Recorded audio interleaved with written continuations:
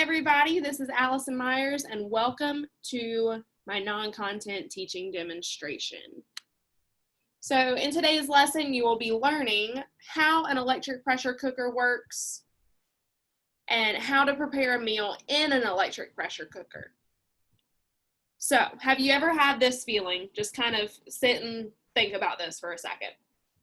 You've been at work or school all day and you come home, maybe your parents are at work, or you just want to cook dinner tonight. You want something really easy, really simple that you don't have to sit there and watch all the time, use multiple pots. You just want to kind of throw it in and get it done.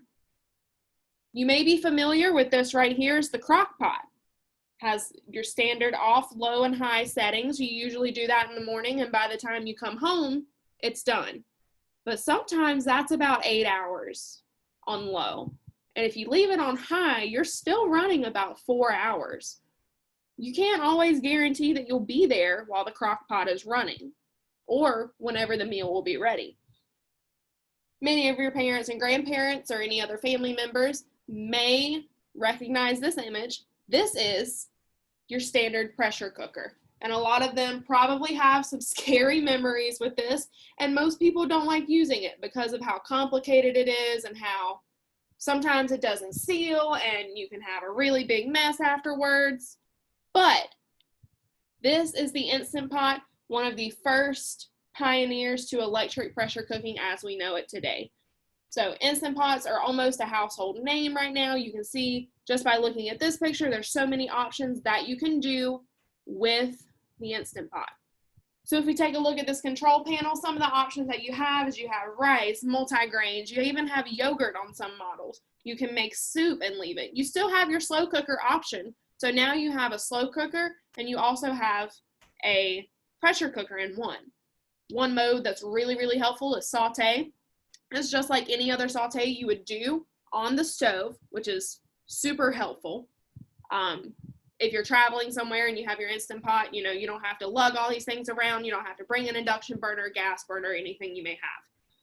So today in this lesson, the mode we will be focusing on is pressure cooking, right there in the orange, almost in the center.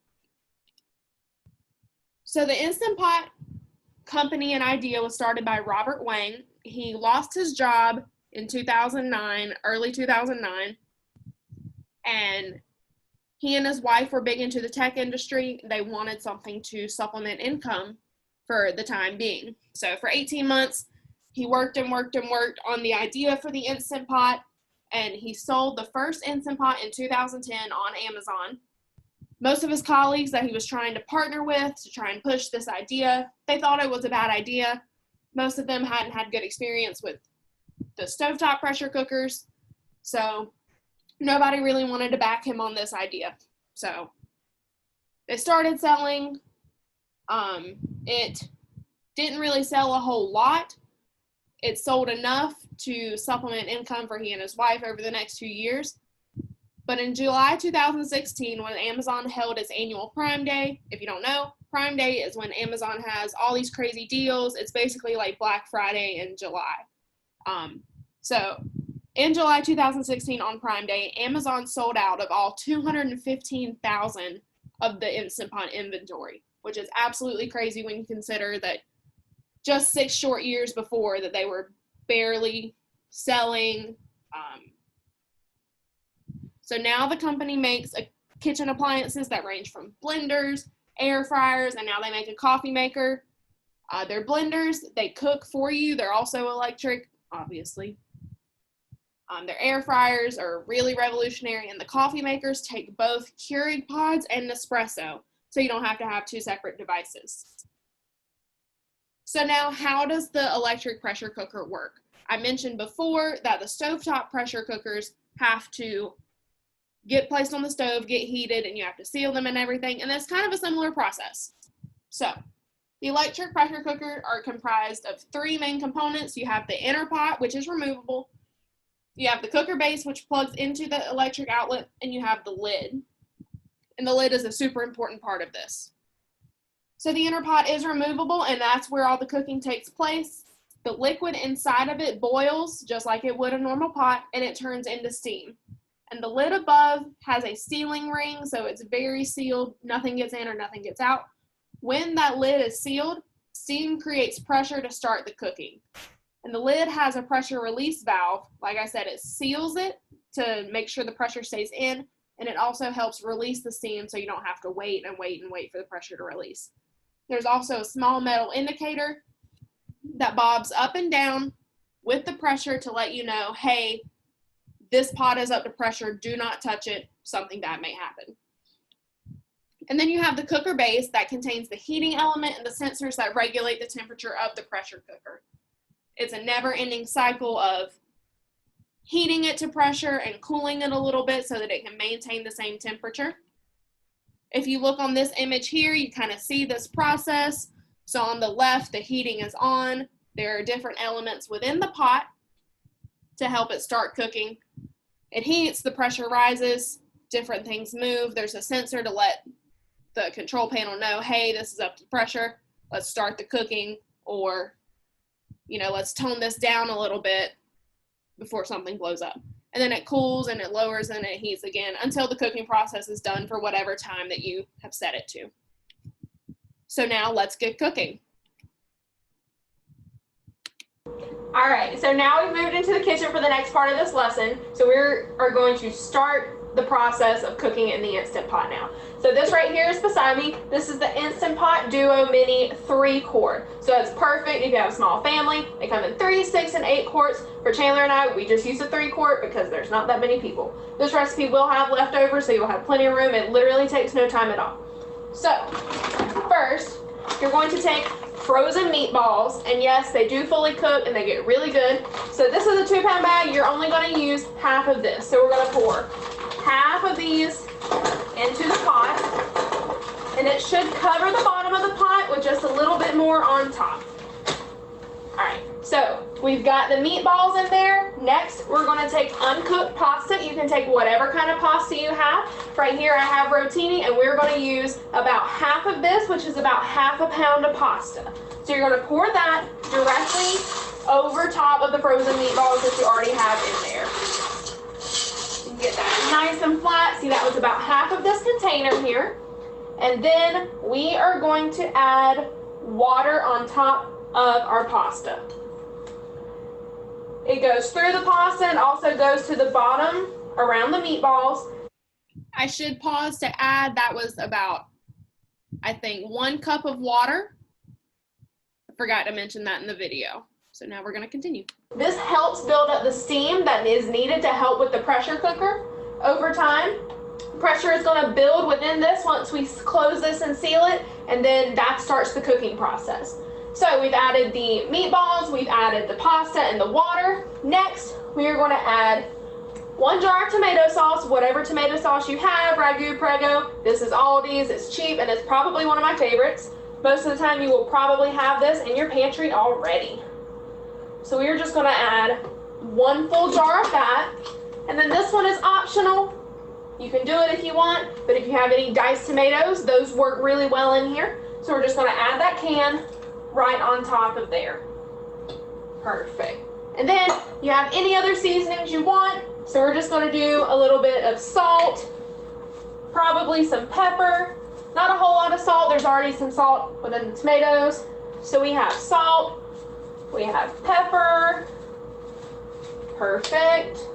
We also have some garlic powder. Depending on the sauces and tomatoes you use, you may want to use a little bit less, you may want to use a little bit more. I know my pasta sauce already had a little bit of seasoning, and so did the tomatoes, so I don't want to over season this, but I'd rather be over than under personally.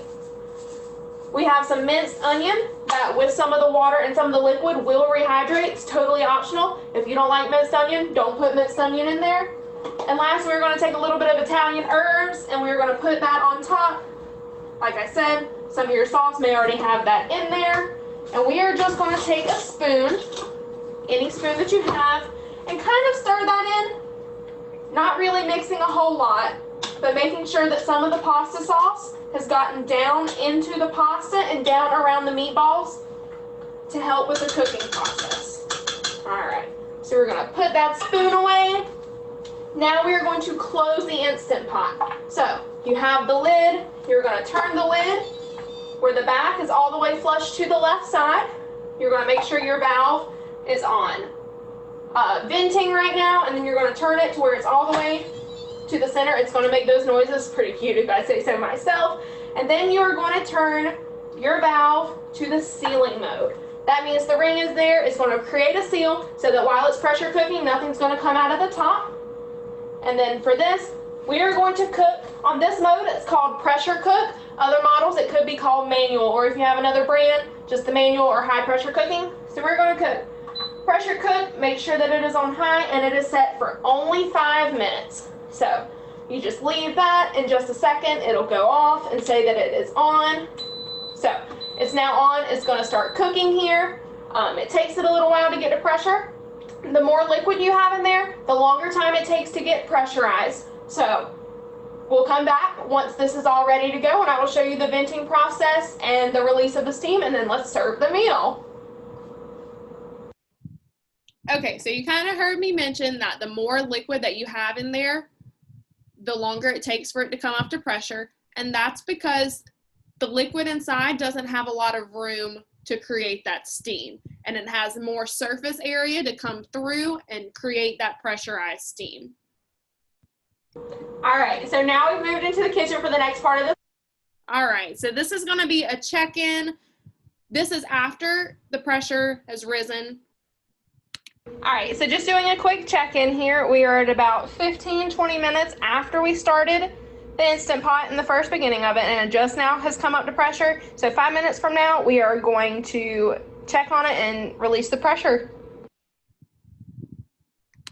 All right, so just doing a quick check. All right, so we are back. The 5-minute cooking time is done, and now the time that you see is L and 11. So that means it has been left on warm, and then it has been 11 minutes since it has been done cooking. So since that time, some of the steam has naturally released, so we are going to go ahead and release it the rest of the way. I recommend getting a spatula, a spoon, something so you don't reach and burn yourself, because this is pressurized steam. It is hot and it will burn you. So you're going to grab it, and it's probably not the best side to do it. Knock it until the steam starts coming out. So you can kind of see here that the steam is coming out. One, it smells really, really good. So that's a plus to this dish. We're going to let it release, and then this little silver piece here, right there, is going to be popping down in just a second once all the pressure is released. So right about now, any moment, make sure all the steam is released. Perfect. So you just saw that top down, and we are going to twist. There's that cute little sound again. And there's your pasta. So we're going to take this. It's probably not the best thing to stir with. We're going to mix this up. So you can kind of see the pasta already coming in. See some of the meatballs. If you like less saucy pasta, I recommend using less sauce, or don't use the tomatoes and just use the one jar. But yeah, so that is it. We're gonna put some cheese in there, put in some bowls, and dig in for dinner. All right, so here's a final picture. After we got done eating, it was really good. There was a lot left over for leftovers, so I've enjoyed that since then. But total cooking time was approximately 30 minutes from start to finish. You had 5 minutes for it to start cooking. For the pressure release, or for the pressure to build, there was about 15 to 20 minutes, and then I let the steam naturally release. I want to go over that really quick. So like I said, that steam valve allows some of the steam to release after the cooking is done, and it helps with the regulation of the heating and cooling. So some things you let naturally release longer. It also helps with the cooking process to leave it in there, but a lot of recipes that you'll find online will just tell you to naturally or manually release it, which means to turn the pressure release knob like I did with the spatula. It is very convenient to do this.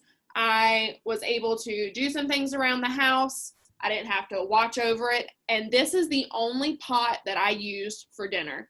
I didn't have to boil my pasta in one. I didn't have to cook my meatballs in another pan or warm up my sauce or however it is. So it's super convenient to do this. There are tons of online resources for you to look at. Pinterest is one of my favorites.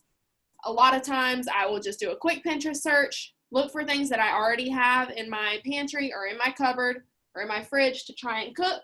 It does cook frozen things really well. The meatballs were done perfectly. The pasta was perfectly done as well. It's one of my favorite and easiest meals. Another thing that's really good to do in here is rice. It's basically a rice cooker on steroids. There's so many options for you to do on here. Like I said, there's the rice. You can steam vegetables in there. You can make yogurt, slow cook. The possibilities are endless.